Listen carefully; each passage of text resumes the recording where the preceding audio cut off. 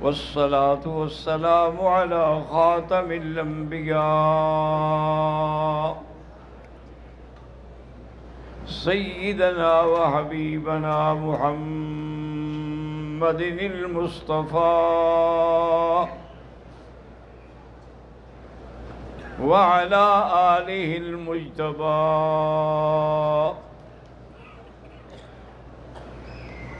اللهم صل على سيدنا محمد النبي الأمي الهاشمي وعلى آله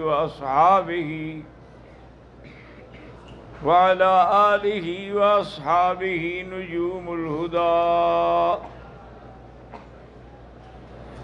أما بعد فقد قال الله تبارك وتعالى في القرآن المجيد والفرقان الحميد: أعوذ بالله من الشيطان الرجيم. بسم الله الرحمن الرحيم. إن الله وملائكته يصلون على النبي يا أيها الذين آمنوا صلوا عليه وسلموا تسليما. اللهم صل على سيدنا محمد عدد كل ذرة ألف ألف مرة. رب اشرح لي صدري ويسر لي أمري واحلل عقدة من لساني يفقهوا قولي. رب زدنی علما.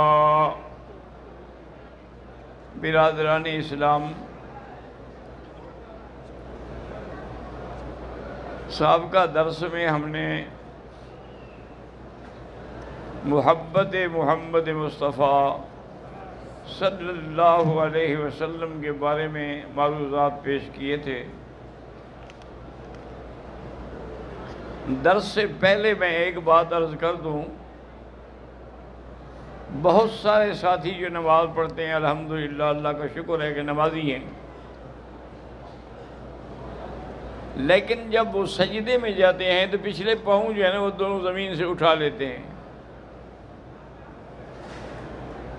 چاہے 1 منٹ کے لیے اٹھا کے پھر رکھ دیتے ہیں. تو ایک بات یاد رکھیں کہ اگر ایسی طرح ہو تو پھر نماز ہی نہیں ہوگی، یعنی نماز بالکل فاسد ہو جاتی ہے. کیونکہ حضور پاک صلی اللہ علیہ وسلم نے فرمایا کہ ہر انسان جو ہے وہ اپنے سجدہ جب کرتا ہے ان یسجد علی 7 اعضاء، وہ 7 اعضاء پہ سجدہ کرتا ہے. 7 اعضاء سے کیا مراد ہے کہ یہ 2 ہاتھ، 2 گھٹنے، 4 ہو گئے، اور سجدے میں پیشانی اور اس کے بعد ناک جو ہے یہ 2 یہ ہو گئی، اور 1 چہرہ ہو گیا. اب اگر ان میں سے کوئی کسی اعضاء کو اٹھا لے، مثلا اعضاء دونوں ہاتھ اٹھا لیے، نماز نہیں ہوگی کہ 7 تو نہ رہے نا. اگر دونوں پاؤں اٹھا لیے تو پھر بھی 7 نہ رہے.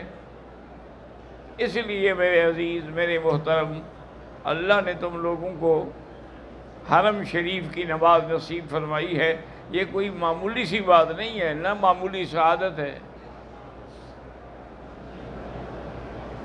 1,00,000 نماز کے برابر. اور پھر یہ وہ سرزمین ہے کہ جہاں حضور پاک نے اور صحابہ نے نمازیں پڑھی اور سجدے کیے.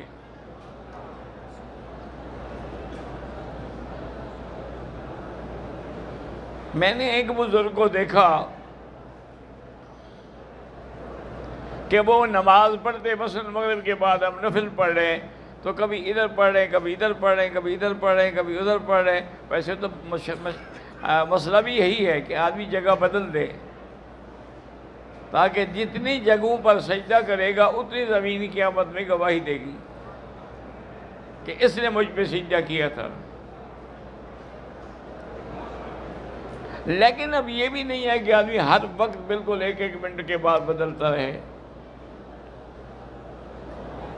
میں نے آخر تنگ آ کے ان سے پوچھ لیا تو انہوں نے کہا بیٹا مجھے خیال آتا ہے کہ پتہ نہیں یہ جگہ ہو جہاں حضور نے سجدہ کیا ہو، یہ جگہ ہو جہاں ابو بکر، عمر، عثمان و علی نے سجدہ کیا ہو، میں وہ جگہ ڈھونڈ رہا ہوں۔ تو یہ چیزوں کا خیال رکھنا چاہیے آدمی کو۔ اور دوسری چیز جو میں نے دیکھی ہے کہ جب ہمارے بھائی نماز شروع کرتے ہیں نا تکبیر تحریمہ کے بعد، تو کوئی تو کھڑے کھڑے اللہ اکبر یوں کر دے گا، اچھا کوئی باقاعدہ ماشاءاللہ کانوں کو پکڑ کے پھر یوں کرے گا۔ تو یہ باتیں بھی ساری غلط ہیں۔ جب تک یہ دونوں ہاتھ آپ کے بند ہوں اور ان کا رخ بھی قبلے کی طرف ہو، یہ نہیں کہ یوں ہوں بلکہ قبلے کی طرف ہو، اللہ اکبر کر کے پھر ہاتھ باندھیں۔ اور کبھی یہ بھی ہوتا ہے کہ میرے محترم بزرگ ایسے ہاتھ باندھ لیتے ہیں، یہ بھی ناجائز ہے۔ ہاتھ باندھنے کا طریقہ یہ ہے کہ یہ دایاں ہاتھ جو ہے نا یہ بائیں ہاتھ کے اوپر ہو، اور یہ دونوں جو ہیں وہ ناف کے نیچے ہوں یا بالکل ناف کے اوپر ہوں۔ البتہ جو لوگ سینے پہ ہاتھ باندھ کے نماز پڑھتے ہیں ان کے مسلک میں جائز ہے، بلکہ ان کے مسلک میں یہ ہے کہ آدمی سینے پر ہاتھ باندھے۔ وہ کہتے ہیں جی کہ اِنَّا أَعْطَيْنَاكَ الْكَوْثَرَ فَصَلِّ لِرَبِّكَ وَانْحَرْ، تو نہر تو یہ ہے، لہذا ہم یہاں ہاتھ باندھتے ہیں۔ اللہ کے بندے یہ تو قربانی کا حکم ہے، کوئی ہاتھ باندھنے کا حکم تو نہیں ہے۔ لیکن بہرحال جو آدمی کسی جگہ پر جم گیا ہے وَلِلنَّاسِ فِي مَا يَعْشِقُونَ مَذَاهِبُ، بس اسی پہ وہ جمع رہے گا، وہ ہٹتا نہیں ہے، جو مرضی آئے کر لیں۔ تو ان چیزوں کا ہر حال میں لحاظ رکھیں، تاکہ اگر انشاءاللہ ایک نماز بھی ہماری ٹھیک ہو گئی نا تو کام بن جائے گا۔ اور یہ دیکھیں میرے مدنی پاک کا احسان اور محبت اپنی امت سے کہ 9 دفعہ گئے حضور لمبا نماز بخشوانے کے لیے کہ میری امت کو تکلیف نہ ہو۔ چونکہ پہلی دفعہ 50 نمازیں فرض ہوئیں اور حضور بڑی خوشی سے لے کے اتر رہے تھے، تو سیدنا موسیٰ علیہ السلام کی ملاقات ہوئی تو انہوں نے کہا کہ حضور ارجع الی ربک فسلہ التخفیف، آپ واپس جائیں اور امت کے لیے رعایت مانگیں۔ حضور فرمایا کیا مطلب؟ انہوں نے کہا میری امت 3 نہیں پڑھتی، آپ کی امت 50 پڑھے گی۔ ان امتک لا یطیق، تمہاری امت طاقت ہی نہیں رکھتی اتنی نماز پڑھنے کی، ان کے لیے معافی مانگو اللہ سے۔ حضور پاک پھر گئے 7ویں آسمان سے عرش کی طرف، اللہ نے پھر 5 نمازیں معاف کی۔ حضور نے وہ بھی قبول کر لی، واپس آئے، انہوں نے کہا کیا ہوا؟ انہوں نے کہا 5 کی تخفیف ہوئی۔ انہوں نے کہا نہیں ارجع الی ربک، پھر جاؤ۔ اس طرح یعنی 9 دفعہ حضور صلی اللہ علیہ وسلم گئے اور واپس آئے۔ تو اب 5 نمازیں رہ گئیں، لیکن ساتھ اللہ نے یہ بھی فرما دیا کہ میرے نبی لا تبدیل لکلمات اللہ، میرا حکم بدلہ نہیں کرتا، آپ کی امت پڑھے گی 5 لیکن ہم لکھیں گے 50۔ من جاء بالحسنۃ فلہ عشر امثالھا، ایک نیکی کے 10۔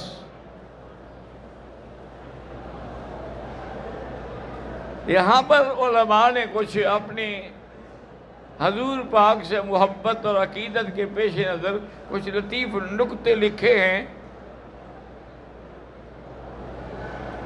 بہرحال اس میں تو کوئی شک نہیں کہ انہوں نے محبت کی بنا پہ لکھے ہیں۔ انہوں نے کہا کبھی غور کیا ہے کہ اگر اللہ چاہتے تو حضور کو جب پہلی دفعہ بلایا تھا تو معاف کر دیتے، باقی 5 رہنے دیتے۔ یہ آپ کا جانا آنا جو تھا یہ بھی معراج تھا محمد مصطفیٰ کا۔ معراج کا معنی ہوتا ہے اوپر جانا، عروج۔ تو نیچے آگے اوپر جاتے، ایک معراج اور ہو گیا، پھر اوپر جاتے دوسرا۔ تو معراج اتنے ہو گئے کہ یہ نہ کہیں کہ حضور کو ایک معراج ہوا ہے۔ اور موسیٰ علیہ السلام بھی بار بار کیوں ریکویسٹ کرتے رہے؟ ورنہ وہ بھی تو اللہ کے نبی تھے نا جی، اللہ کے رسول تھے، کلیم اللہ تھے۔ ایک دفعہ مشورہ دے دیا بس ختم۔ علماء نے لکھا کہ اس کی بھی وجہ تھی کہ موسیٰ علیہ السلام نے اللہ سے درخواست کی تھی کہ میرا مولا، آپ نے مجھے اپنا کلیم تو بنا لیا، لیکن رب ارنی انظر الیک، قال لن ترانی ولكن انظر الى الجبل۔ انہوں نے کہا کہ یا اللہ مجھے اپنا دیدار بھی نصیب کرا دے۔ اللہ نے فرمایا کہ موسیٰ علیہ السلام تم میری زیارت نہیں کر سکتے ہو، ہاں تمہاری تسلی کے لیے میں بتاتا ہوں کہ میں اپنی تجلی پہاڑ پہ ڈالتا ہوں، فَإِنِ اسْتَقَرَّ مَكَانَهُ فَسَوْفَ تَرَانِي۔ اگر یہ پہاڑ اپنی جگہ پر جمع رہے تو اس کا مطلب یہ ہے کہ پھر آپ بھی زیارت کر سکتے ہیں۔ فَلَمَّا تَجَلَّى رَبُّهُ لِلْجَبَلِ جَعَلَهُ دَكًّا وَخَرَّ مُوسَىٰ صَعِقًا۔ اللہ نے جب تجلی ڈالی تو ریزہ ریزہ ہو گیا پہاڑ، موسیٰ علیہ السلام بے ہوش ہو کے گر گئے۔ ہمارے لوگ بھی ماشاءاللہ بڑے کاروباری ہیں نا، انہوں نے کہا کہ یہ سرما جو ہے یہ اسی پہاڑ کا ہے، وہ جو ریزہ ریزہ ہو گیا تھا۔ یہ پتہ نہیں کہ موسیٰ علیہ السلام چوری کر کے لے آئے یا ان کا بندہ وہاں کوئی موجود تھا، اور وہ کتنا اٹھا کے لے آیا کہ آج تک ختم ہی نہیں ہو رہا۔ اِنَّا لِلَّهِ وَإِنَّا إِلَيْهِ رَاجِعُونَ۔ اور ہماری قوم بھی ایسی ہے ماشاءاللہ، جو کہو ماننے کے لیے تیار ہے۔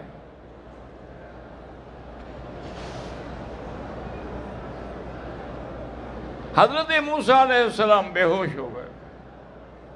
جب ہوش آیا فَلَمَّا أَفَاقَ قَالَ سُبْحَانَكَ تُبْتُ إِلَيْكَ۔ جب ہوش آیا تو کہا میرا مولا میری توبہ ہے، میں سوال کر بیٹھا جو سوال مجھے نہیں کرنا چاہیے تھا، تو میں توبہ بھی کرتا ہوں اور انشاءاللہ سب سے پہلے ماننے والا بھی ہوں۔ تو یاد رکھیں کہ خواب میں دیدار کے تو علماء قائل ہیں، لیکن جاگتے ہوئے اللہ کی زیارت ہونا جو ہے وہ مشکل ہے۔ اب وہ بات سمجھیں جو میں کہہ رہا تھا کہ موسیٰ علیہ السلام کیوں بار بار کہہ رہے تھے؟ وہ کہہ رہے تھے کہ میں خود تو خدا کو نہ دیکھ سکا، لیکن جو آنکھیں دیکھ رہی ہیں میں ان کو دیکھتا رہوں۔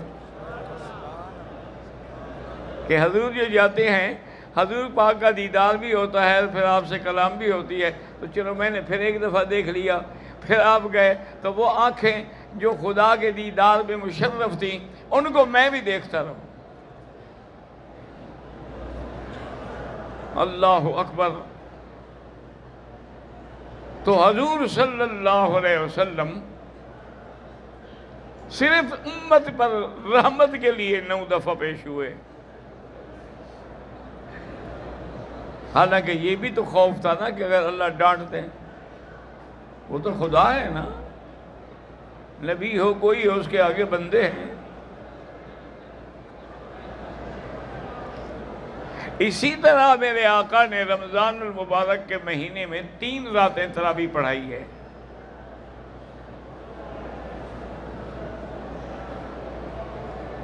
چوتھی رات صحابہ انتظار میں بیٹھے ہیں لیکن حضور نہیں آئے۔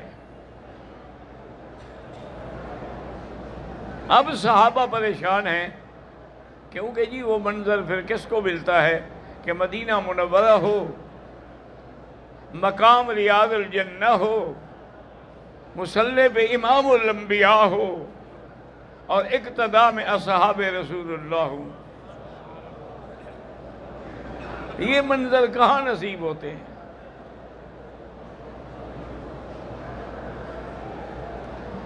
تو چوتھی رات بھی جب گزر گئی، صبح کو جب حضور نماز کے لیے آئے، آپ نے نماز پڑھائی، فارغ ہو کے فرمایا کہ بھائی میں رات جانتا تھا کہ تم لوگ میری انتظار میں بیٹھے ہو، کوئی کھانس رہا تھا، کوئی کچھ کر رہا تھا، تاکہ میں شاید سو گیا ہوں، میں سو نہیں گیا تھا۔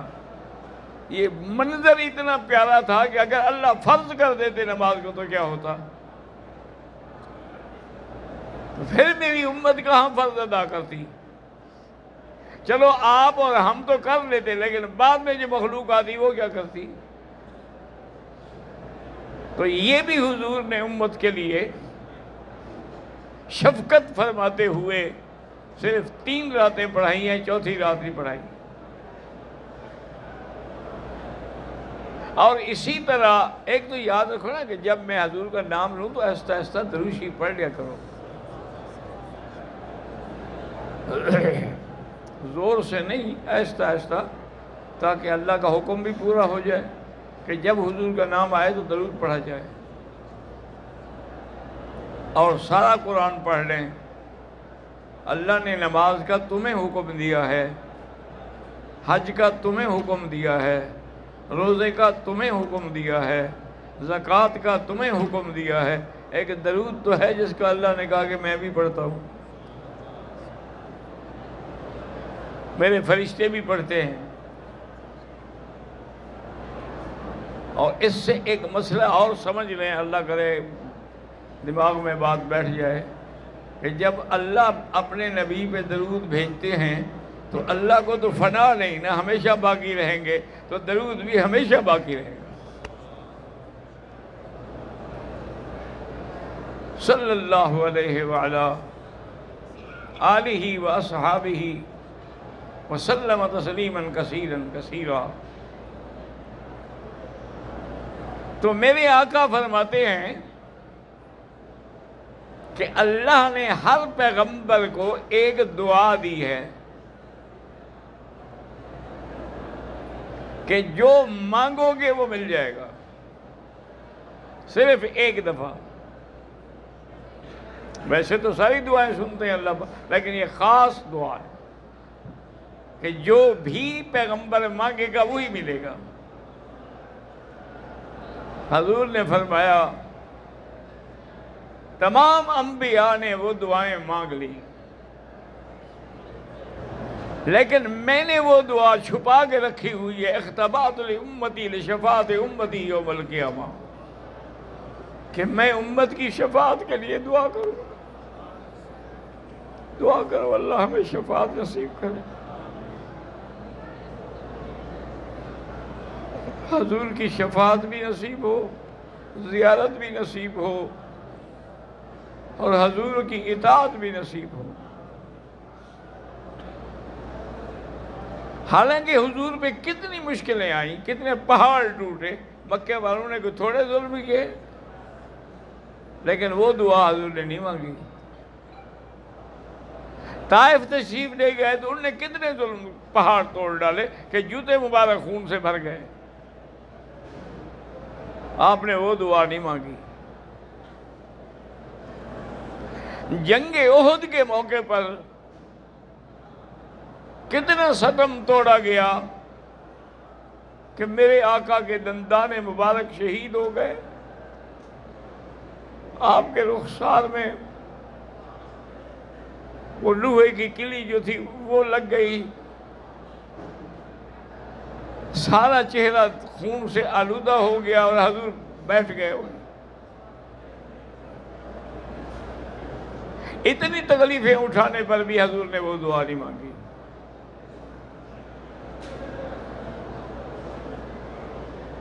اور یہ وہ موقع تھا جس پہ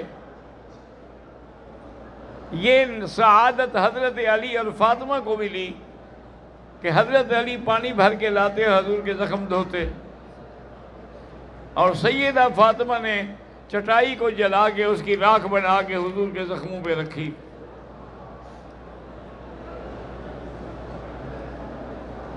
حضور ایک دفعہ جلال میں آئے تو کہا کہ یا اللہ، ایک ایسی قوم ہے جو اپنے نبی کا خون بہا رہی ہے. اللہ نے فرمایا کہ میرا مدنی میری مرضی، اگر تم نے ان کا 70 بدر میں مارا تھا اور ان نے تمہارے 70 مار دیے ہیں تو آج زیادہ تکلیف ہو رہی ہے. ان پر بھی یہی وقت گزرا ہے جو تم پر گزر رہا ہے.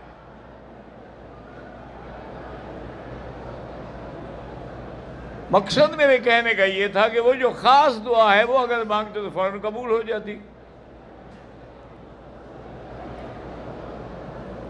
اور یہی وہ وقت تھا کہ ابو سفیان ابھی مسلمان نہیں ہوئے تھے اور کافروں کے سردار بھی تھے اور وہی جنگ کی قیادت کر رہے تھے.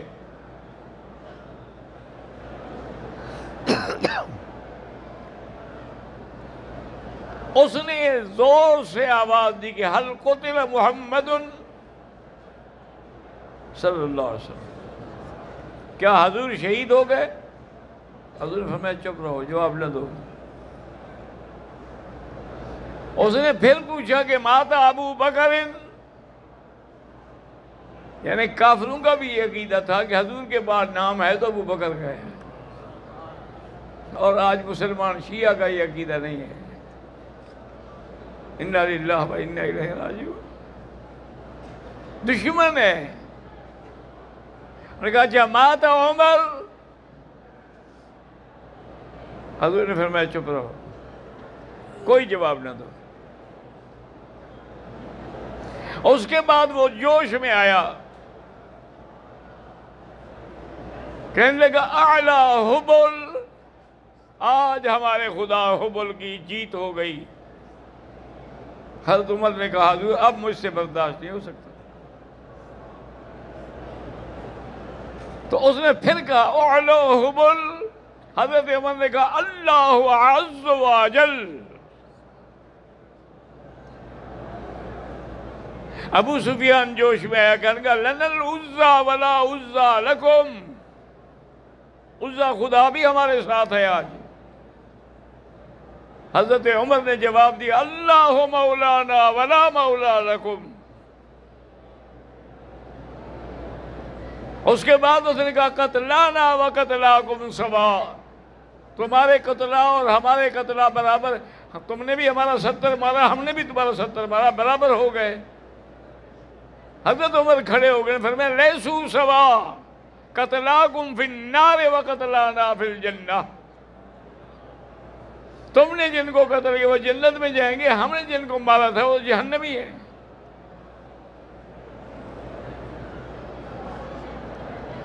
حضرت عمر رضی اللہ تعالی نے کہا کہ ابو سفیان یہ غم نہ کرنا کہ اب ہم ہار گئے یا ٹوٹ گئے، یومن بیوم، پھر آنا چاہتی ہو تو آ جاؤ، ہم آ رہے ہیں تیاری کر کے.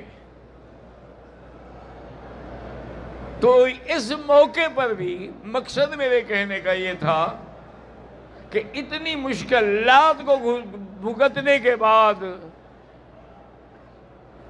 خندق کے موقع پر دیکھیں کتنی بڑی مشکل ہے. زاغت البصر کہ جب آنکھیں ابلنے لگیں، جب سانس رکنے لگی، وَبَلَغَتِ الْقُلُوبُ الْحَنَاجِرَ، لیکن حضور نے اس وقت بھی وہ دعا نہیں مانگی. ایک صحابی نے ذرا حجت کی تو آپ نے فرمایا اختبأت لأمتی، وہ تو میری امت کی شفاعت کے لیے ہے. آج میں نے مانگ لی تو پھر وہ شفاعت کا مسئلہ کیسے حل ہوگا؟ تو اس لیے اللہ تبارک و تعالیٰ سے دعا کریں کہ اللہ ہمیں حضور کی سچی محبت نصیب کرے، اور صحیح معنوں میں جتنی بھی مشکلات ہوں نا، ایک وظیفہ میری طرف سے یاد رکھ لیں. میں کوئی پیر تو نہ پیر ہوں، نہ فقیر ہوں، نہ عامل ہوں، نہ کامل ہوں. میں تو ایک طالب العلم ہوں. یہ اللہ کا شکر ہے کہ زندگی قرآن و حدیث پڑھانے میں گزری. ایک وظیفہ آسان یاد رکھ لے کہ روزانہ 100 دفعہ یعنی ایک تسبیح درود شریف اور درود ابراہیمی نماز والا، اور ایک تسبیح جو ہے وہ استغفار، یہ پڑھ لیا کریں. انشاءاللہ زندگی میں کوئی تنگی نہیں آئے گی، کوئی پریشانی نہیں آئے گی. اللہ ہمیں ہر پریشانی سے بچائے.